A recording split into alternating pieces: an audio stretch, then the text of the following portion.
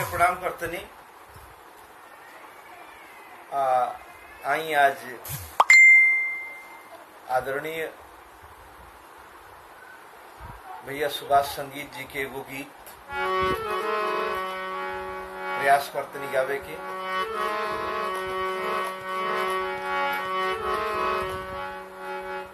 सबसे पहले महाकवि अंजन जी के 4 गो लाइन।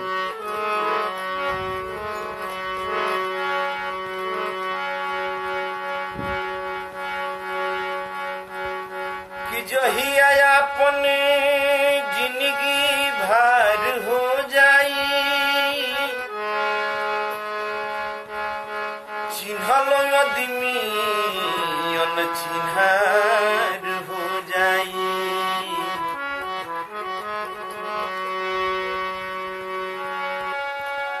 समय परला पर के कर होला,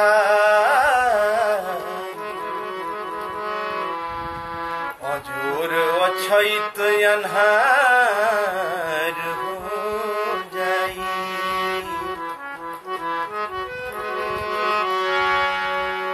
काल्हि गहुआ में गहुआ गहाइल रहे, आज काहे करे जा लसार गइल।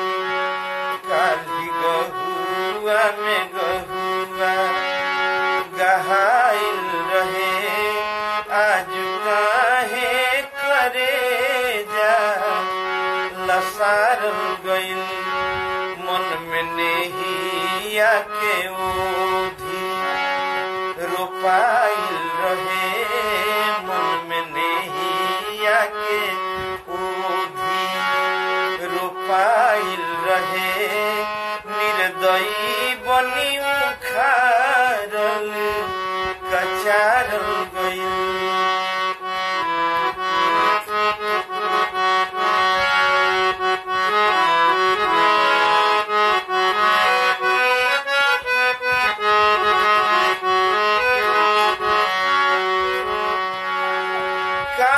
चढ़ी घूमी के देखनी नगर के डगर, अब मिलाई न तनी को नजर से नजर।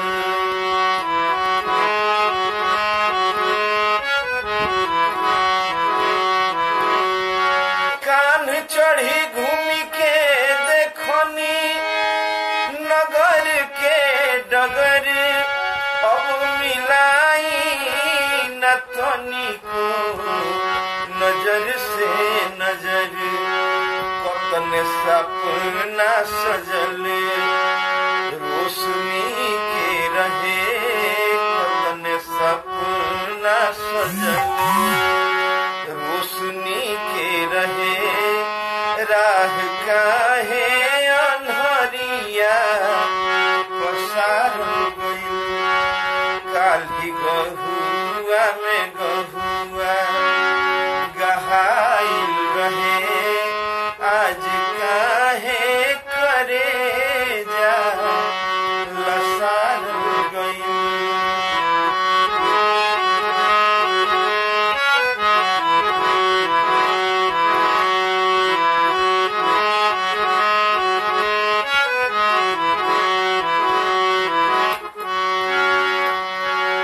हमारा मन में न गुरही बन्हाइल रहे, रौरा मन झूठ शंका समाइल रहे।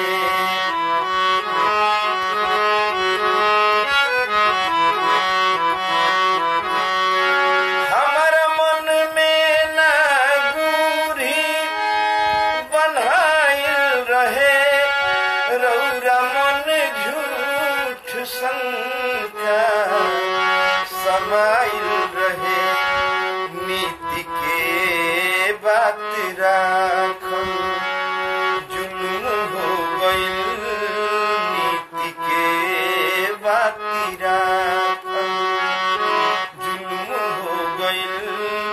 हमारा नी नियत के धोती उतार गइल काली गहुआ में गहुआ गहाइल रहे आज काहे करे जा लसार गइल।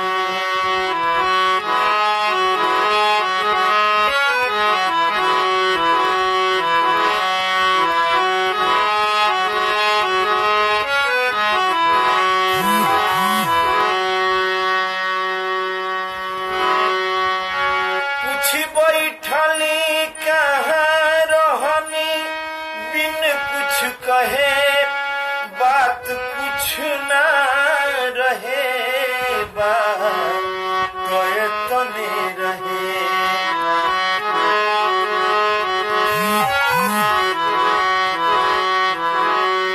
पूछ बैठली कहाँ रहनी बिन कुछ कहे बात कुछ ना रहे बात तने रहे। बस यही बात पर मुँह पर जाबी पेन्हा बस यही बात पर मुँह में जाबी पेन्हा जीभी काटल पाटल ततारल गइल काली गहुआ में गहुआ गहाइल रहे आज काहे करे जा लसार गइल।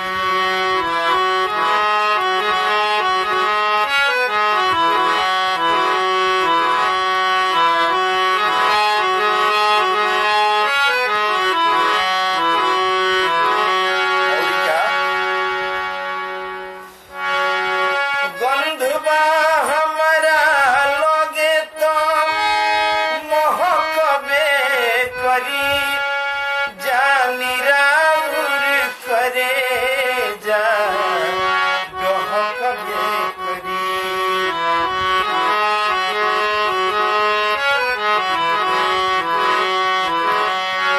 गंधबा हमारा लगे तो महकबे करी जानी राउर करे जा डहकबे करी। आइया कावारी बांधी जा बहिया खुलल आइया कावार बांधी जा बहिया खुलल खानी पर पंच बहुते पसार गइल काली गहुआ में गहुआ गहाइल रहे आज काहे करे जा लसार गइल। मन में नेहिया के ओधी रुपाइल रहे निर्दयी बनी उखाड़ल कचार गइल निर्दयी बनी उखाड़ल कचार गइल आज काहे करे जा लसार गइल। गीत कैसन लागल कमेंट में लिखब सब है। नीक लागे तो एकरा के लाइक शेयर जरूर करब सब है।